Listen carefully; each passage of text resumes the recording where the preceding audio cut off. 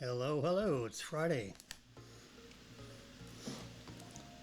Turn down Epidemius, the world famous Epidemius. How'd you like my On Air poster? I'm swinging around here again. On Air, here we are. Live and in color. Alright, we just swing this camera right around this way. There we go. Just about like that. We have a very new kind of an edition today. We have the official unveiling of Marilyn's new iPhone 13 Pro Max Super Duper Deluxe overnight delivery. Everybody gets their iPhone Pro Maxes on the same day today.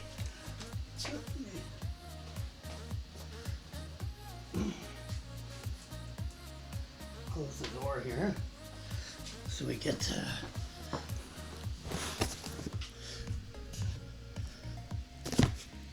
yeah, look at that. The fan on my iPad Pro here is working in high speed. Oops. So just the placement of the box makes a huge difference. So let's just do this. Cut back the fan noise a little bit, get it away from the... I got a big enough mouth where this thing will pick me up no matter where the heck I am. Okay, so let's go to Command 1 so we get a full frame on this sucker. I cut the size of the boxes in advance so I wouldn't cut my fingers off while I'm on air. Okay, there we go, look at that. This is official Apple packaging with your little thing there to keep this thing from throwing around here too hard. Ooh, look at that nice case.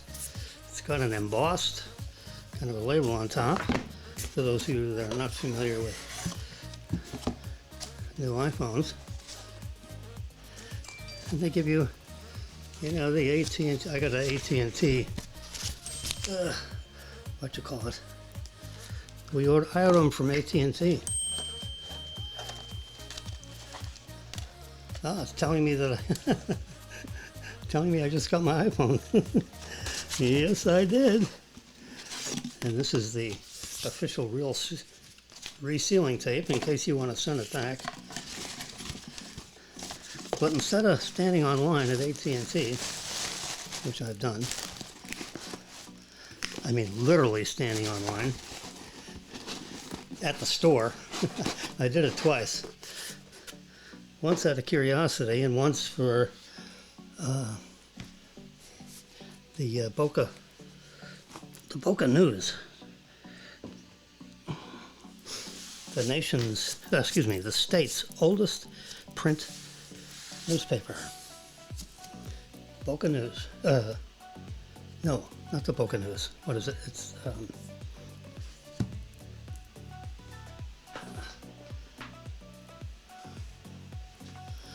let me get that right.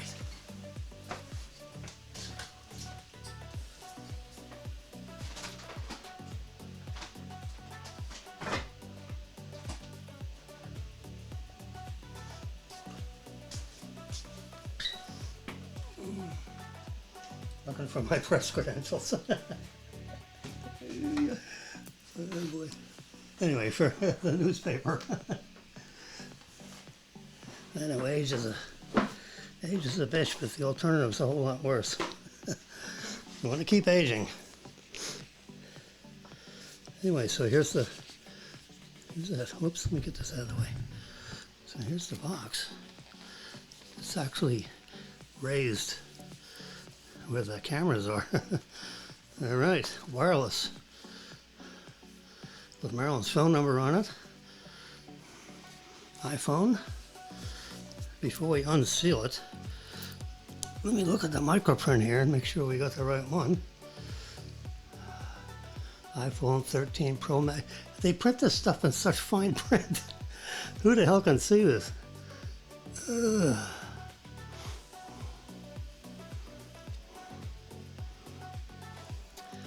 Looks like a winner.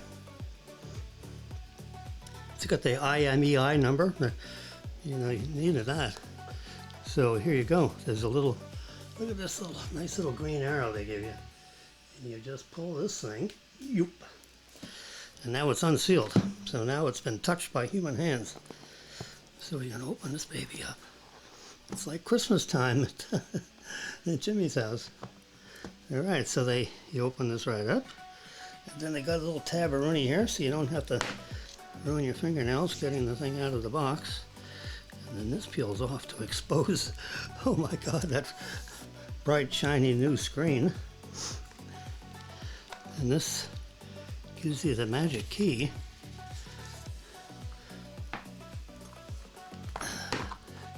All they do is they give you a wire. And it's a USB-C on one end. Let me pull that out so you can see it. USB-C. You can see that right there? Which is different from the lightning wire. A lot different. Let me put them both up together. Nice thing about this wide angle lens is it's almost in focus no matter what you do. But you see the lightning wire has 8 contacts on one side and 8 contacts on the other. So no matter which way you plug it in, it's the right way. And the USB-C is the new high power cable, or the high power connectivity, which fits in your iPads. Oh, your iPads. Oh, here's one. See right here, here's the iPad. See, the lightning doesn't go in there. I mean, it goes in there, but it won't plug in. This is the USB-C. That fits in that little thing right there. And that's how all the iPads plug in as of last year. And a lot of people thought that this is also common to the iPad Pro, the actual computers. iPads are not computers. They're I use it more than an iPad Pro. I use the iPad Pro more to deal with this live broadcast stuff. And I do much less computing on the iPad Pro. I do almost everything I do on the iPad. Anyway, so this is this little thing that you stick in the side. Oh yeah, look at this. Let me take, this is the iPad 12, which I have I have the clock on there to remind me how much time I'm spending. So let's just compare these a little bit. So, yeah, the case is, yeah, look at that. Can I feel, I understand there's a,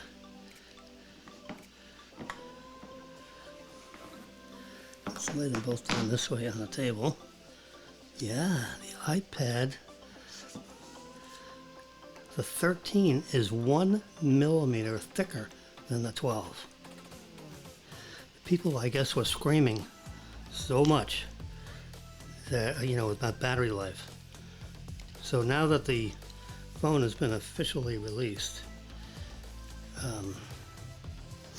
like what I'm doing right now. I mean, there are people all over the country opening these things up right now because everybody just got them in FedEx delivery. They shipped them out yesterday and they come out today. So I'm going to stick this in here and see if there's a SIM card in there. Oops, there is. Interesting. So instead of doing the activation, da, da, da, and all that kind of stuff, what you can do, I just switch SIM cards. When Marilyn gets home and gives me her iPhone, then I take that SIM card out of her phone, put it in here, and I'm good to go. All I gotta do is turn the phone on and she's live. You don't have to wait for this and that, and yeah. It takes 15 minutes if you do it the other way. If you just switch SIM cards, damn, as soon as you turn the phone on, it's good. There you go. So that's the magic thing to keep the screen from getting scratched. So when you turn this on for the first time,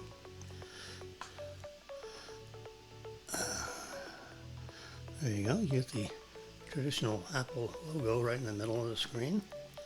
I mean, when you get these things new, aren't they? I mean, everything's shiny. Now, this is my phone. And it takes a licking and keeps on ticking. Look at all the buttons are dirty. And I have a case. Here's the case. A MagSafe case for my 12, which I don't get my phone until next week. Marilyn got her phone today. I don't know, I guess I ordered hers first, so let me show you what I did for her already. Is I already bought her. I bought her silicone case on Monday, figuring everyone's going to wait for today to buy the case. You know, they forget about the case. And not JimmY. We have the iPhone 13 case right here. So, you know, there's another one of those little telltale green arrows. Because when you grab that and slide it across, you heard that little, that means you just spent $49.95. And you know, lots of luck going back into the Apple store with this sucker. Notice it actually sticks. Yeah. Can you believe this, Graham? Yeah, they actually have a raised box so that when that fits on there, it won't slide around. Amazing. I love Apple. They think about everything 100,000 times. We got a building full of people that do nothing to design the box. We just gotta put this puppy back in. Doesn't go in that way. It only goes in this way. Yeah, there we go. And of course, here's the instruction paper, which gets thinner and thinner. Look at this. Who the hell's gonna, how can you possibly read that? I don't think that's readable to the, sometimes I have to take pictures of things and expand the picture in order to read the microprint on some of these containers. Anyway, so we'll keep the box just in case something goes kaflooey here. But I already got her silicone case. I love these silicone cases. And it has this little MagSafe circle. See that right there? Because I have a MagSafe charger and that just sticks right on there. Alright, so I'm going to need this key because we're going to switch. See, the last one we got didn't have a SIM card in it. So when you activate the phone, it uses the internal, they have an internal electric SIM card. And of course, it's always nice when you buy an Apple product because you get a brand new Apple sticker.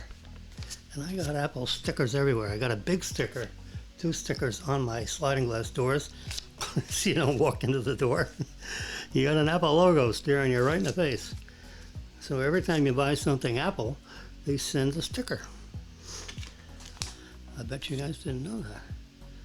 Medical device interface warning. And it's printed in 11 languages.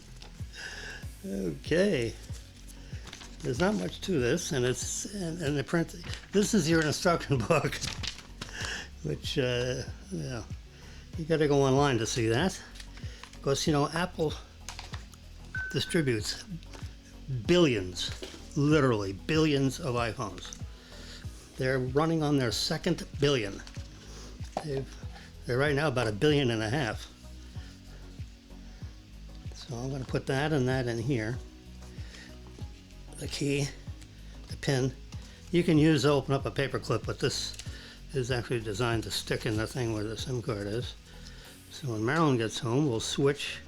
I'm going to get her phone all updated,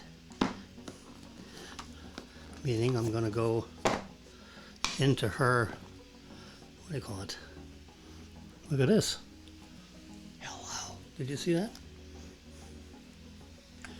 And they do it in 9 languages. Let's start that over again. You gotta see this on camera. Yeah, I'm gonna hold it right up here. Without reflections, hopefully. Hello!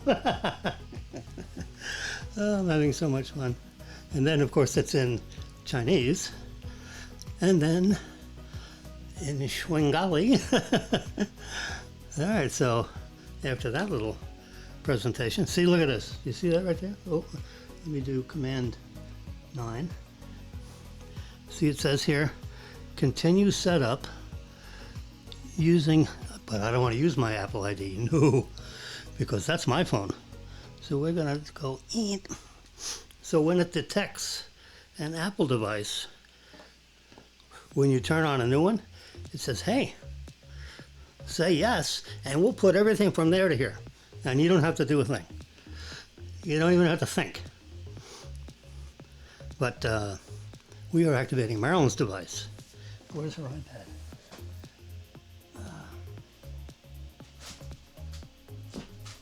She has her iPad. I could just do that with her iPad. Let me go take a fast look in the living room. Because if her iPad's there, then we can show you how that works.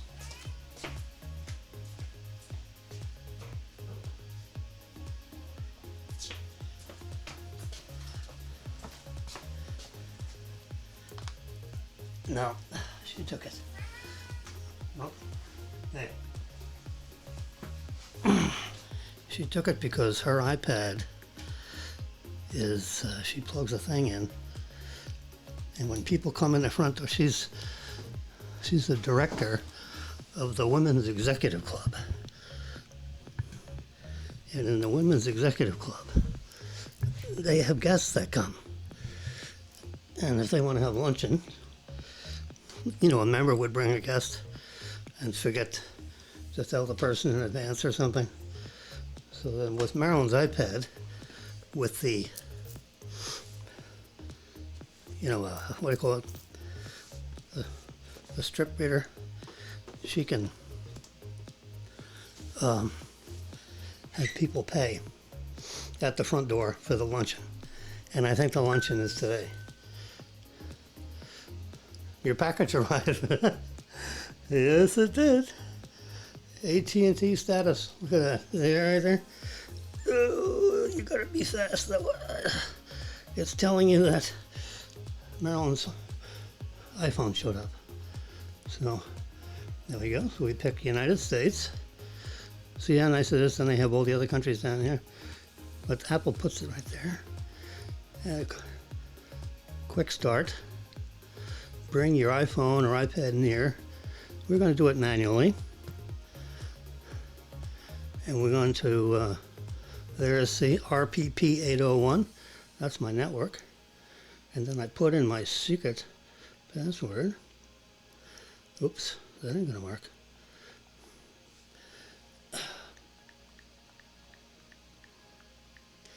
Join. So now we're joining. This will take a few minutes to activate your phone, okay? Unable to activate, try using Wi-Fi. I thought that's what we were doing. Okay, that's what we want to do. Yeah, next.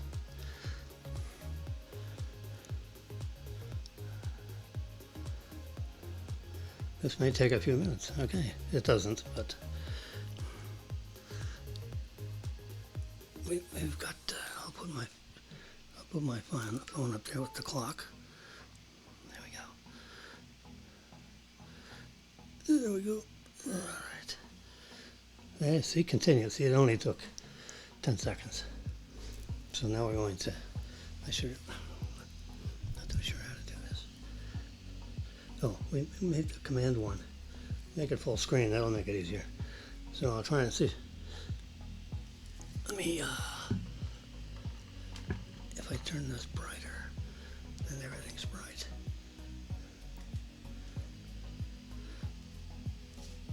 Let's see. Set up later. What the heck? Face ID. Here we go. Continue.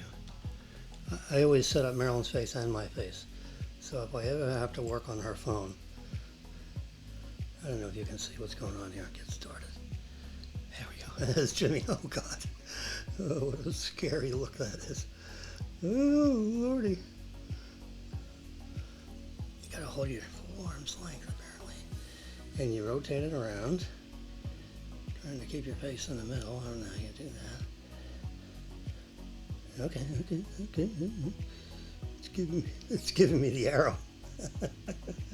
Follow the arrow. Okay. There we go. All right, it is. Face ID complete. Now what we got to do? Move your head slowly. I didn't like it. Okay, you got to keep your head in the thing, and you got to move it all the way around and up this way too. Second face ID. All right, so now we're good. So now we continue, and we have to set up her secret password. Whoops, no. We want the 4-digit numeric. And please, everybody, use a password. So that should be that, yep. Okay, and the other thing you do when you set the phone, so that if 10 attempts are made of trying to use your password, and the 11th attempt fails, the whole device erases itself automatically. I don't know if you remember the case. It was a California case where they had like a terrorist, and he had an iPhone. So they go to Apple and says, "We're the United States government, and we demand that you unlock this phone." Apple says, "Sorry, 2 years ago, our board of directors and myself, Tim Cook, have decided no one opens up anyone's iPhone, not even Apple." And they re-engineered all their software, so they can't even get in their own software.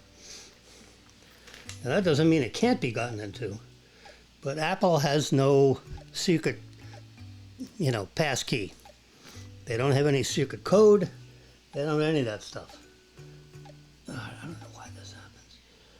There we go. So, let me come up here and do Ecamm Live. That's what I use. And, whoops, you gotta be faster.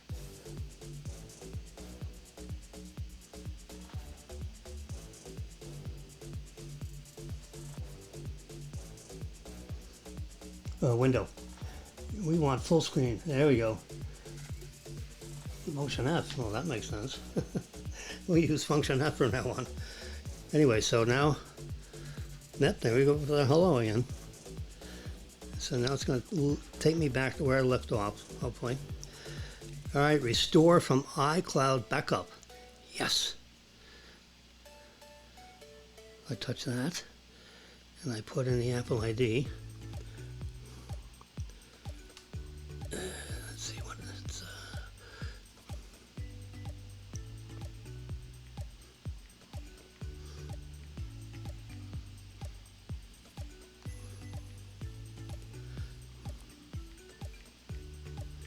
I don't know if you can hear the little beeps. All right. Just hold the period down and you put the .com in there. Okay. And now we put in the password.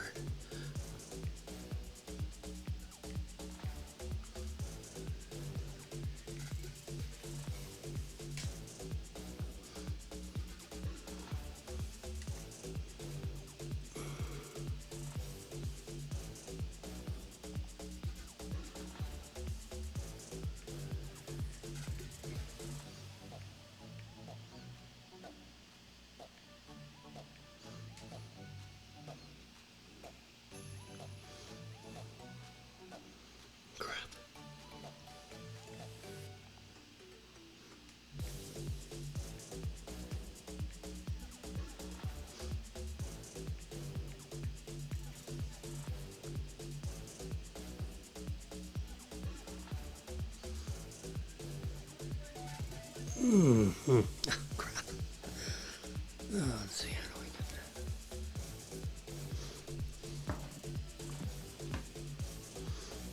that? So it sent a it sent a code to Marilyn's phone. So now I have to get. God, they make it so difficult. I mean, you can't even steal a phone anymore. All right, please send me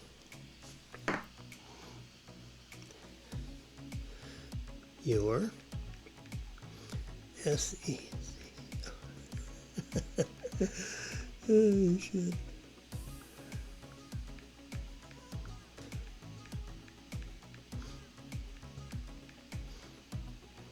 There you go.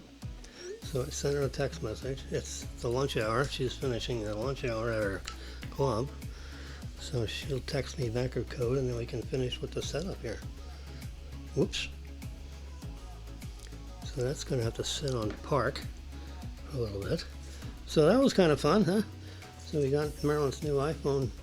I don't want to put the case on yet because I gotta sneak inside there and get her SIM card and do a little swap-a-rooney on that. And so the other story, God, let me go back to Control 9 and make this. Oh, so here's here. We got Hurricane Bob. It's about ready to chew us up. It's actually Sam, but who knows what you call these babies anymore? That's Sam. Look at that sucker. Now this is like 10 days out. You usually don't see this beautiful cyclonic action 10 days out. You know, it's usually just a bunch of clouds, and the weather department says, the weather service says, oh yeah, this is a storm. It looks like a bunch of clouds. This, let me go to hurricane. Let me show you how I did that. That's a little unpublished little secret. So I'm on my iPad, works on the iPad or the iPhone. So when you're in the home screen, you know, where you can do this with your different apps, I have a lot of apps. I've got like 500 apps. Anyway, so all you have to do is pull down from the middle of the screen. All right, now remember, you pull down from the side of the screen and you can do all these other things, okay? You know, like screen brightness, turn on the flashlight, you know, and then you just do that and that's, you know, that. But if you pull down, not from the top, see that, you have to come off the edge and do this. You got to do this in the corner.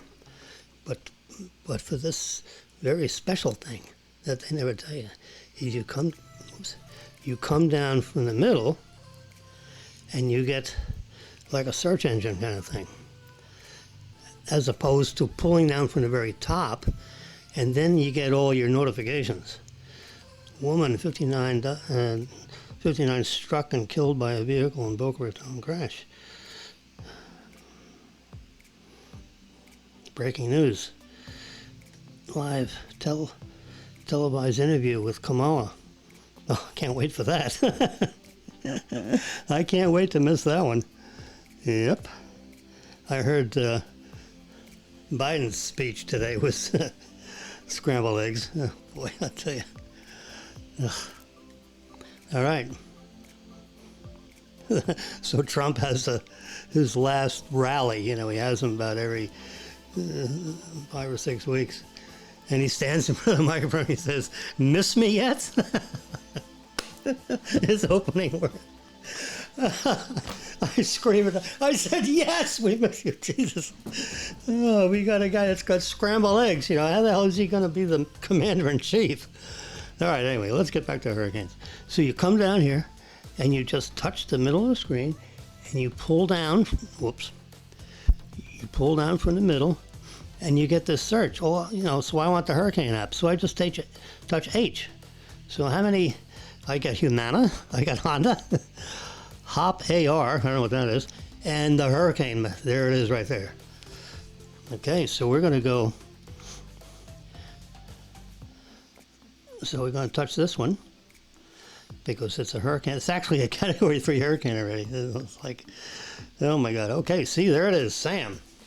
So we're going to touch Sam, and we're going to go to, so here's the, oh, I just do this. You see, look how organized that is. That's unbelievable. They never get organized this fast. This is advisory number 8. 11, oh, it's the 11 a.m. one. There we go. You see? See, here's your tracking thing. I noticed they've changed it already with this one. Because you know why? Because it's moving west. And right around here it says it's supposed to be going northwest. Well, it isn't going northwest. It's going west. It's heading right for us. Oh, yo. And it's already 75-mile-an-hour winds. It just started. You see, it's here. It's not here. It's here. It's way over here in the 45th longitudinal. And see, so this is like five days. Well, 5 days takes you to Wednesday. And guess what? The next 5 days takes you right over Boca Raton. So here is this, which is the visible cloud, visible infrared. And then we come down here. Possible storm threat. It's a 3. Well, it's on a scale of 1 to 10. So we'll watch that slide across. And we want more storm graphics, I think. Yeah. So here's the visible satellite animation. You can see that right at the top. And it's a beautiful storm. I mean, this is going to be like another Katrina. But it may not go up for the Gulf. It may hit us. You know, here's the here's the infrared. This is the one that tells you how thick it is. See, this is just looking down the top, but the different colors here in the infrared. When you read infrared, it's the satellite imagery is going right down to the ocean, and it's measuring how thick the clouds are. Now these deep red ones right here in the middle, I don't know if I can stop it. Well, I know one way to stop it. Watch. Whoops, sorry. Bingo. See if I got it. Yeah. See, I took a picture of it. So we can zero in a little tighter, and we say done. So when you look at the real, all right, let's go here. There we go. See, this is the one I took a few hours ago. This is at 10:30, and now this is at 1:30 or 1:50. You see this the real dark, right in the center there. You see some real dark areas. 1, 2, 3, 4, 5, 6. Those are the huge thunder heads. So when you look at this thing with the professional radar, which I happen to have one of those somewhere, where's that? There it is, Radar Pro. I pay extra for the Pro, of course. All right, so we're going to get it over here. And I can actually see the wind. See the wind circulating? And then you're going to be able to see these clouds. And let's see if we get the lightning. I have the option where it actually counts the lightning strikes, but it's not going to get it this far away from the main radar things. So here you can see the clouds. You can see how interesting that circulation is. So the storm is actually here now. You know, it says it's supposed to be there at 3 p.m. It says it's supposed to be there at 3 p.m., but it's actually here. Because this is the wind. This is the actual circulation of the wind, which is more accurate than these projections.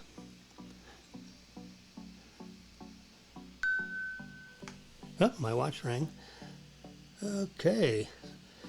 The Model Y Sentry mode has sprung. That means someone is peeking inside my Tesla.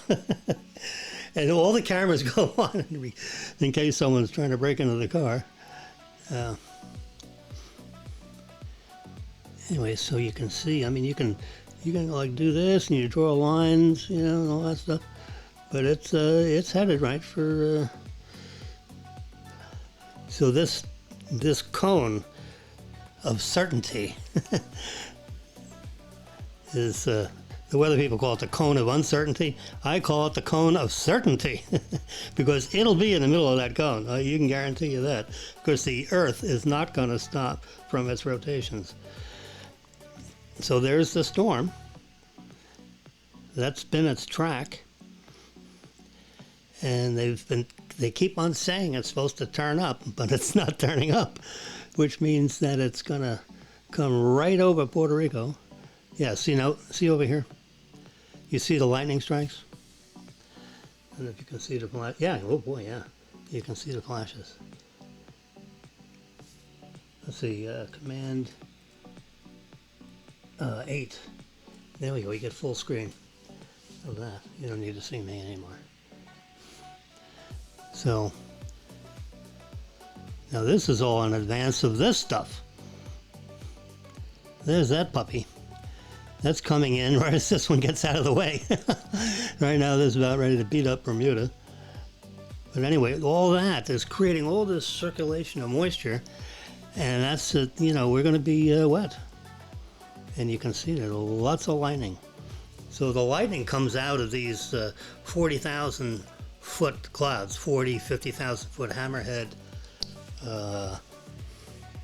They call them cumulonimbus.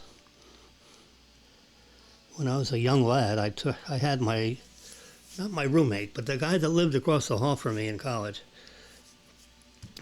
He said, you know, we used to play pinochle every night from 5:30 until 7:30. And then at 8 o'clock, I was in the classroom building studying until midnight. But I said, hey guys, I'm done. I gotta go. I mean, it was like I had an alarm clock on my wrist. Anyway, so we played pinochle every night, and this fella comes over to me, taps me on the shoulder and he says, hey Jimmy, how would you know, I just got my instructor's license for pilot training. You want to do it with me? I said, so I'm your first student? He says, yeah. I said, okay. What kind of life insurance do you offer? So he says, this is the deal. I got a Cessna, you know, 172, and if you split the fuel charge to fill the plane, which at that time was $12, today it's $3,000. Anyway, he says, I'll give you free flight training. I said, you're on. So he gave me like 8 or 10 lessons. And, yeah, we go up there and we're flying all over the place, and he's showing me how to do all these things. And one of the last few lessons I had, he takes I'm flying. See, I'm in the captain's seat. He's over in the right seat. So everything that has to happen, I have to do it. I got to, you know, do the radio thing with the tower and all that stuff. So he says, okay, Jimmy, what you going to do is bring the plane up to about 7,000 feet. So I bring the plane, you know, so you pull back on the yoke, right? You go forward on the yoke and you go down. You pull this way on the yoke and you go up. You know, it's not complicated. So, and you go this way and you turn that way, you know? And you have pedals too. You know, you got to do the ailerons. So,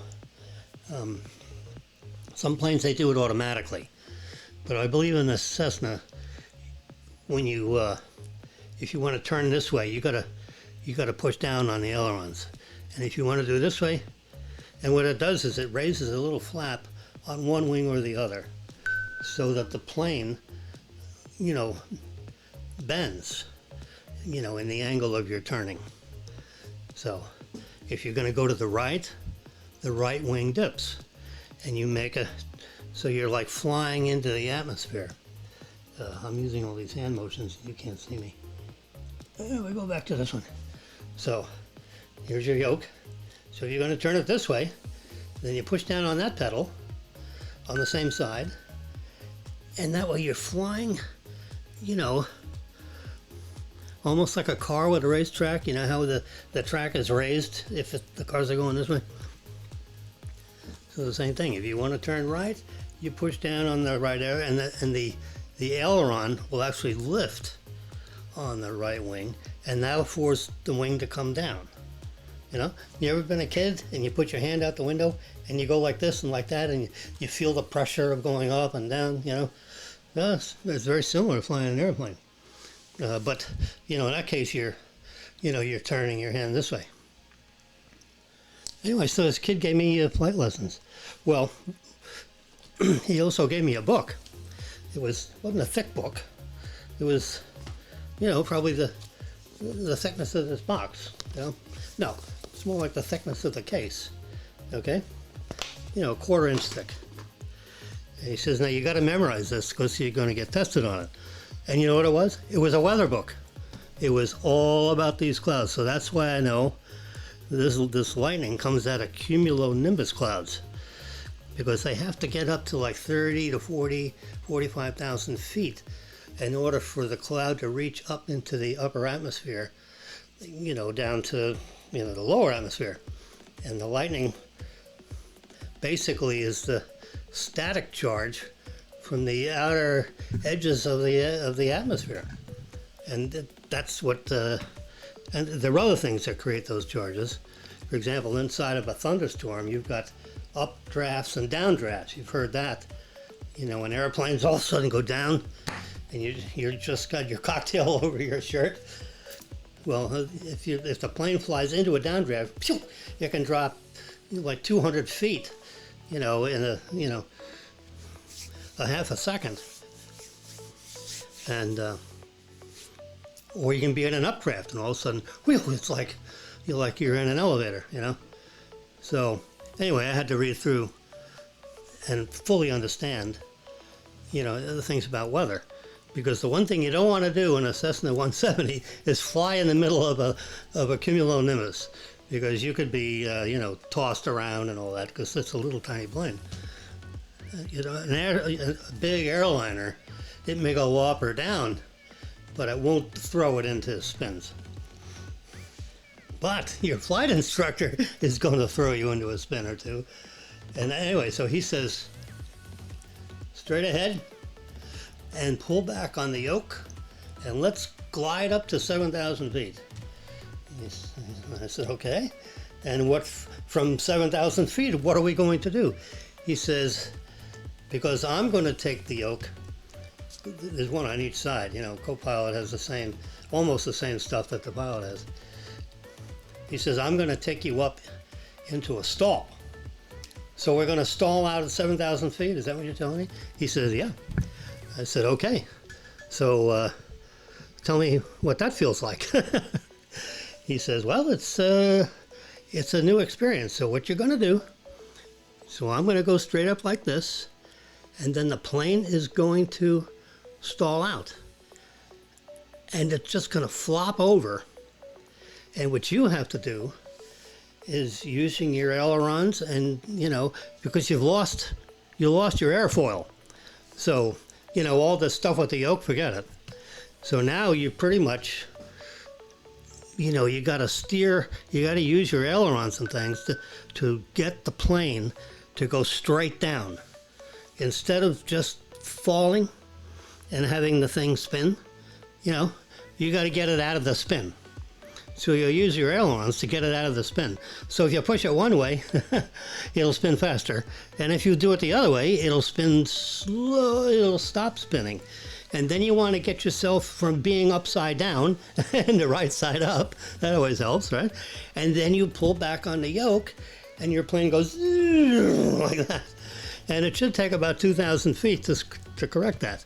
And if it takes too much longer, you're going to be a pancake, you know, in the middle of whatever's underneath you. He says, I won't let that happen because I have a thing over here, and if you can't do it, I will. But I'm not touching anything because I want you to do it. because in case you ever happen to put yourself into a stall, you need to know how to get out of a stall. And in this kind of a plane, because it's a light, it's got a good, what they call a glide ratio, which means that the plane, a jet plane, for every mile this way, it goes 7 miles this way. So if you're right here, and you're going 600 miles an hour, making up a story. Now this is a fighter jet, okay, jet airplane. If the engine just stop, just like that, for every mile forward, you go 7 miles down. So hopefully you're, 5 miles up, because, or 7 miles up, because then at least you got you got some time with your forward motion to correct whatever's not correct with your airfoil. So that's a glide ratio of 1 to 7. So if you, in a Cessna 150 or 170, the glide ratio is like opposite. For every mile down, you go 15 miles forward. Well, it's about 8 miles. So for every 5,000 feet that you descend, you're going to be going about 8 miles this way, which is good, because if you're lost power and you strictly using the aerodynamics of the wing foil and so forth, and if you're up at 7,000 feet, you're about 1.5 miles up, and that means you've got 15-mile radius, which is quite a big circle to look for a flat surface to land on, like a highway or a not so high highway. You don't want to be landing on I-95 if you don't have to, unless you're landing with the traffic. There's too much traffic on that kind of a road. So you try to find, something that looks like the dimension of a, preferably an airplane, an airport would be a nice thing. And you radio to the airport saying, I lost power, I need a runway, so get everybody out of the way. Anyway, so wasn't that cool? So I got the free flight lessons, taking me right to taking a plane out of a stall, that's the final exam question when you get your FAA pilot's license, is the FAA pilot who's sitting over in the right seat, noticing everything that you're doing, and you're doing your radio right, turning to the right frequencies and all that stuff.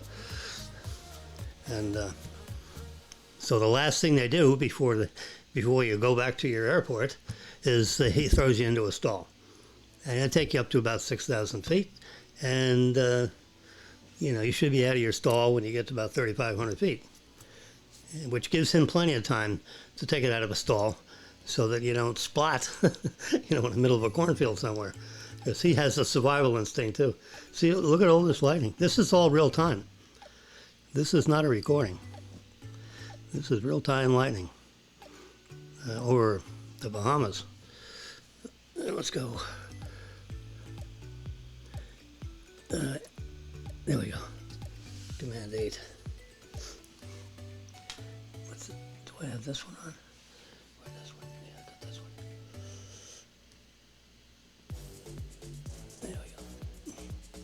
This is, I'm just looking at my, hope my music wasn't too loud. Yeah, so I got carried away with the epidemic. I forgot to turn it down. It's like a dentist office, you always hear a little music in the background while they drill your teeth. Hopefully this isn't as painful.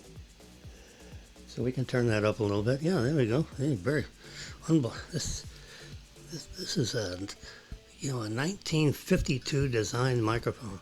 I have the original instruction booklet for this sucker. But isn't it a thing of beauty? I love it. Nice puppy. Okay. So, that's real-time lighting.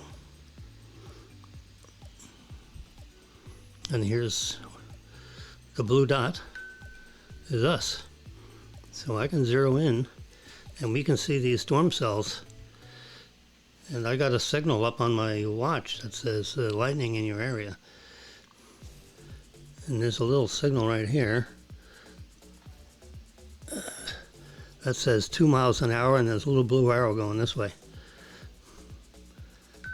So this level of the radar, you see this line right here? This is a front line right there. So they always tell the pilots where the front lines are, because you want to approach those front lines with at a bias. Let me go back to 9. You know, you don't want to fly directly through a front line, because you may find yourself 500 feet lower than when you started. So you want to cut across the front line if you got to go through it, at a bias. And of course, you watch out for the storms. Now in South Florida, we got storms everywhere. So people that are taking off out of Fort Lauderdale and Miami airports, they're getting bounced around a little bit when they take off, because they got to fly through this crap. And right now, I'll bet you the planes are taking off west to east, because they want to fly into the safe air. Because when, the most dangerous part of flying is the takeoff, because you're starting from 0 miles an hour. That's you can't get lower than 0. So you're going from 0, and to get one of these airliners off the ground, it's got to get up to 195 miles an hour going across the wings. In other words, airspeed. So they like to fly into the wind. So if you got a 15 mile an hour wind, that means you only got to be going 180 miles an hour to actually lift off the runway, because you got a 15 mile an hour bonus from the wind in your face. Now, I don't know what, let's see. In this map, it's good. Actually, all these little doodads there are arrows. Let's see, command 9 again, 8. That way you get the full. So, let's just, well, when you get the,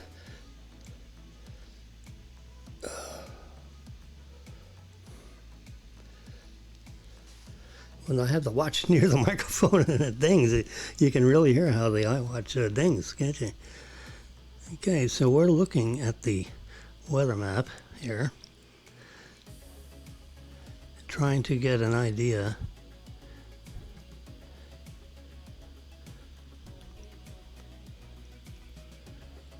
which way the wind's going. See right here, they're swirling a little bit. That's, you don't want to fly through swirling winds.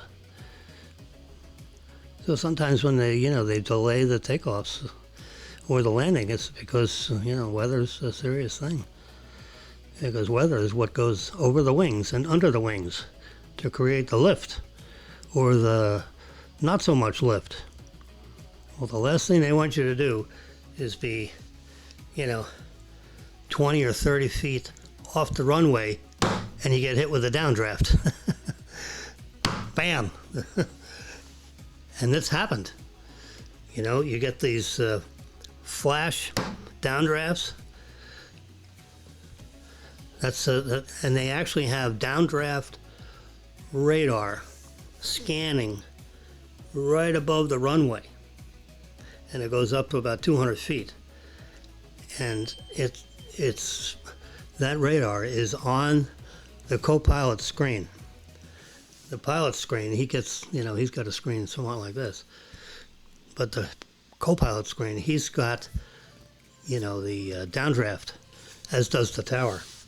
And if the tower sees, downdrafts over the runway, they'll shut down the runways until that system, because, the weather's moving. Now it's moving at 1 mile an hour. So, you could be, a plane could be delayed 30 minutes or so if it's traveling 1 mile an hour and the runway is 10,000 feet, that's 2 miles. It's going to take a while for that to get out of the way. A lot of these runways are 10, 12,000 feet long. Can you imagine? Flat as a pancake for 12,000 feet. Miami could be 15,000 feet. I think they just made the Boca airport. They added another 2,500 feet of runway to the Boca runway. So now I think it's 12,500 feet. So they can take, bigger planes. Because we have more wealthier people with bigger planes and they need to land. So, and take off. So that's cool. So that's what's going on in South Florida with the weather. It's not good. Or you don't want to be taking off or landing today. Now this thing is going to, see how bad, it's got all this bad stuff all around it too. So, but flying northwest, in the northwest direction, you see this, most of this stuff is to the east. So if you fly northwest, you're going to be in fairly decent shape. And the winds are coming from the north. You can see all this, all the winds are going this way. And they're going this way.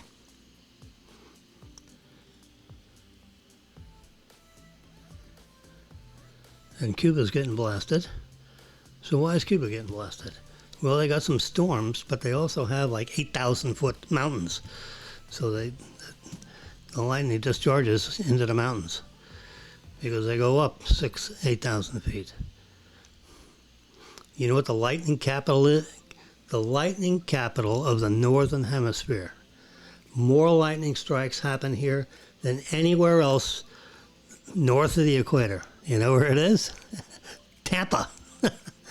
And we lived in Tampa for 10 years. And I'm telling you, when you drive home in a lightning storm and live in Tampa, it's like you're covering your head. You go, oh, you forget the windshield. All you want to do is hide, and there's no place to hide. I mean, it's like, and the lightning is like thick. It's as thick as this table. We came over here, and the bolts are like this big around. Let me go back to the multi-view here. The bolts are like the diameter of a palm tree over here. When you go over to Tampa, the lightning bolts are like 12 feet across. This huge, and then it explodes. And oh my God, it's like mortar fire. It is terrible. So get this. We bought a model house in a place called Carrollwood. They were just finishing out this whole subdivision thing.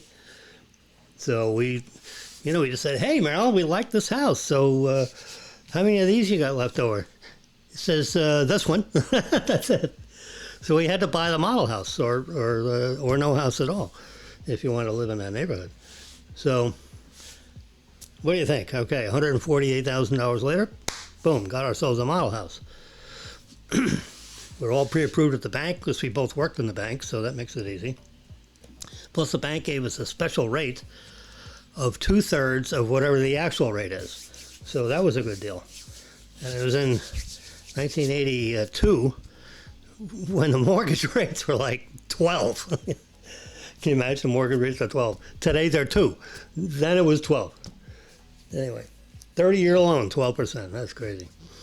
Anyway, so we bought a house, and our truck hasn't, we got a truck moving the stuff from Miami to Tampa.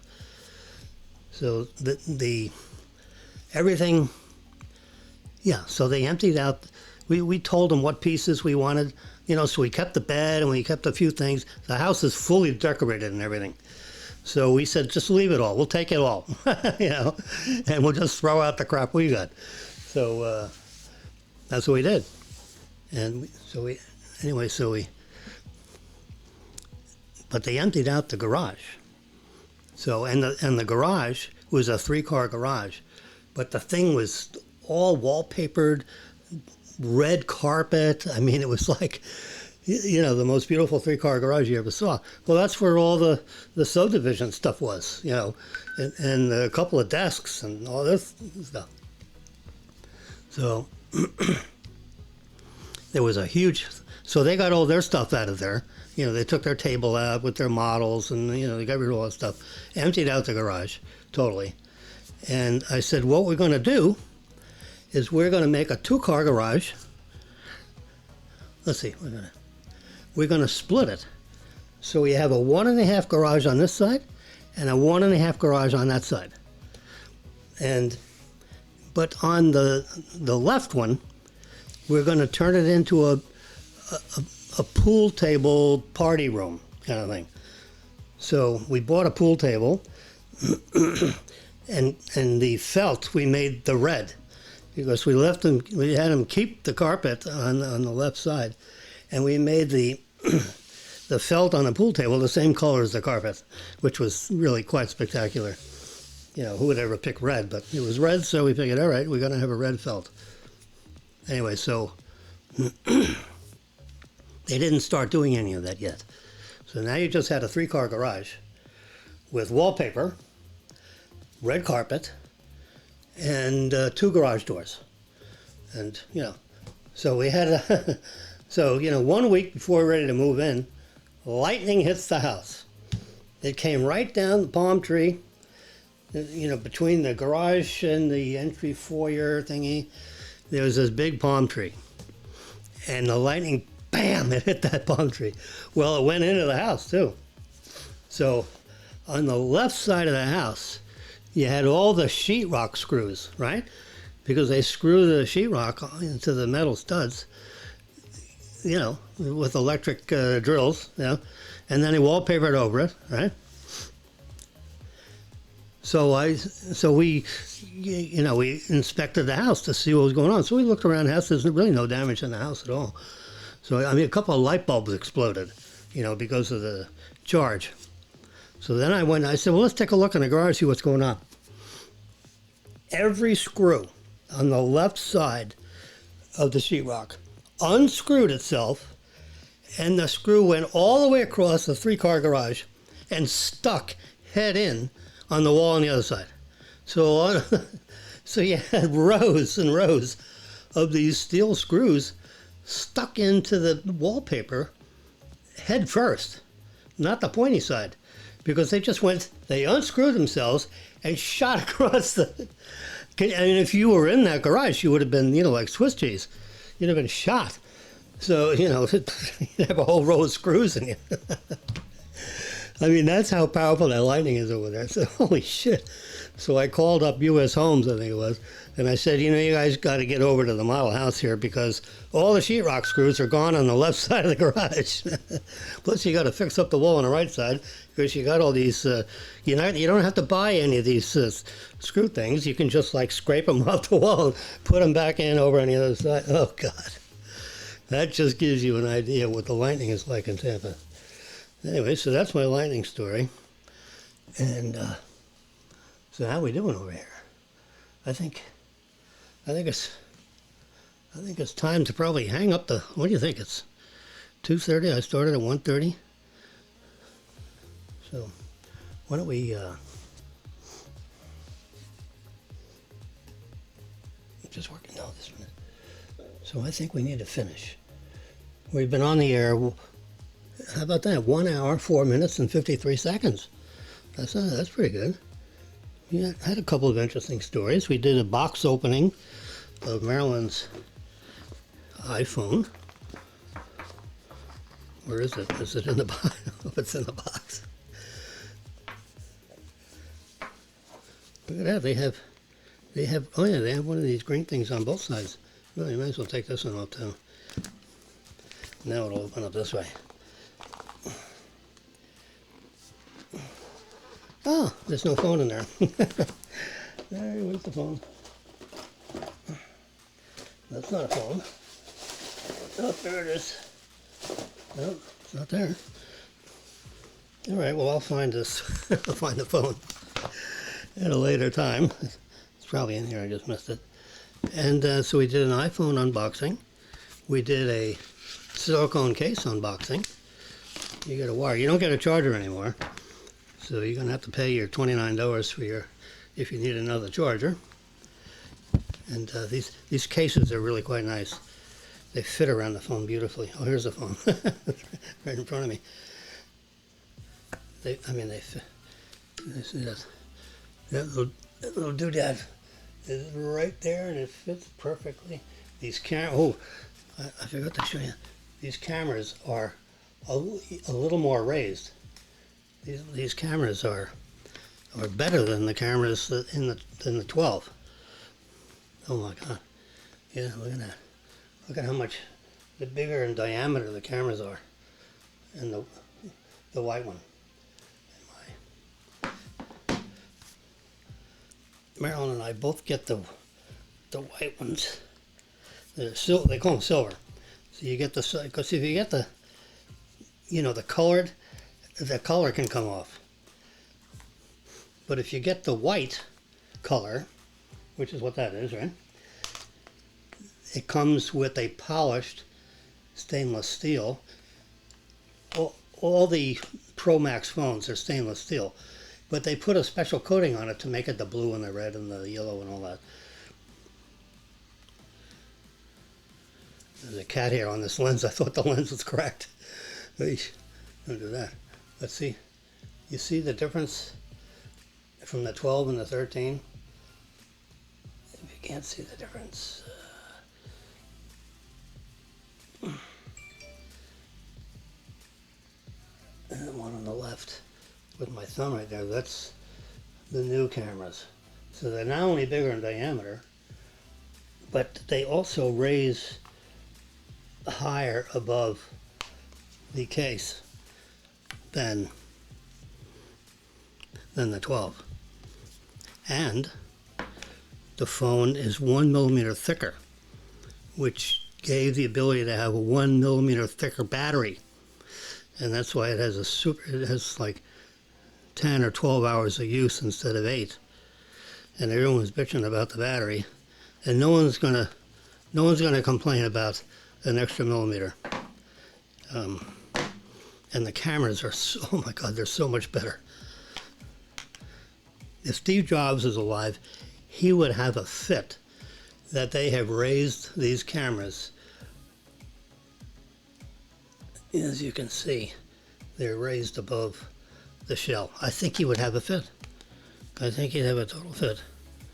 He liked everything smooth. He didn't want any lumps.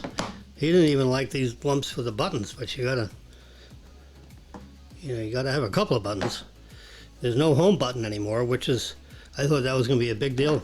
Not a big deal. Because all you gotta do is touch the case and it starts. What do you need a home button to do that? You can touch it anywhere on the screen. So instead of wasting the whole bottom edge of that phone with a home button, you just, and you see I got an X-ray. Oops, it went off. Let me do this. You see my background? It's an X-ray of a circuit board and then in the chip, I wrote in here, A12 Bionic chip, 512 gigabytes. Sorry, 4 gigabytes of RAM, AT&T. I just inscribed that myself on what would have been the main processor chip. Marilyn's got flowers and stuff. Boys and their toys. Anyway, so I'm putting this case back on my puppy because, I'm going to send this back and get a big credit on it, turn off the other installment agreement. And I'm not putting Marilyn's case on here yet because we have to do the SIM card switcheroo. And this is her stuff. So we're going to put that all in her little box. I don't need that. Listen, I got all kinds of packing stuff, so don't worry about that. Okay, so we got there's her camera case, which is essentially empty. I keep those until I'm absolutely certain we're not sending it back. But you see this case?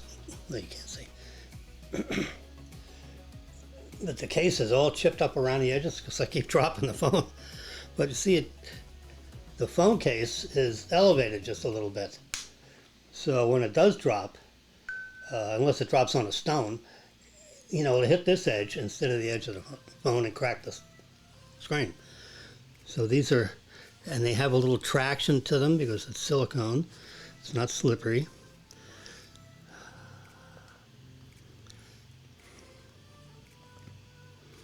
And anyway, so that's the end of that. So there's another 11 minutes. Yeah, once Jimmy starts talking. All right, so we're gonna hang it up. It's 2:35 now, and we'll say goodbye until probably Monday, when Marilyn will have her phone operational. I don't get mine until next Friday, a week from today. All right, so have a great weekend. Hopefully it doesn't rain too much. And we're going to turn up Epidurius, and we're going to turn down my microphone.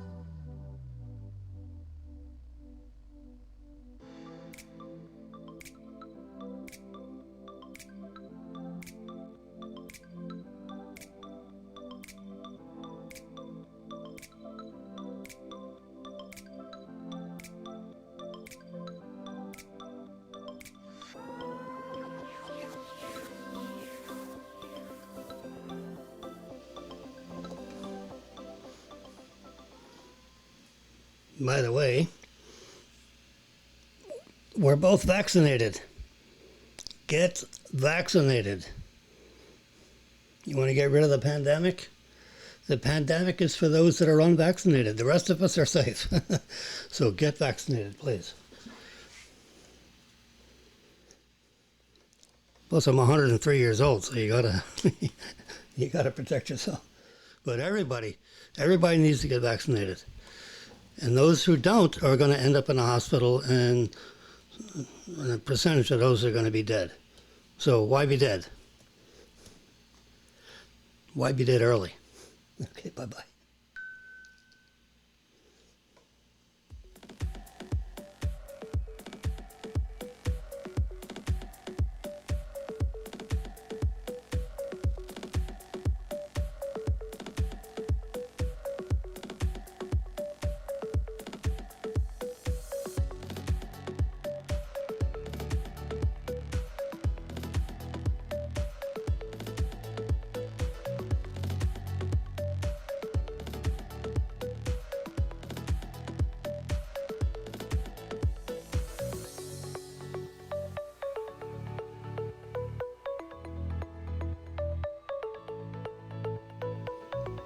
Epidemius. I love this music.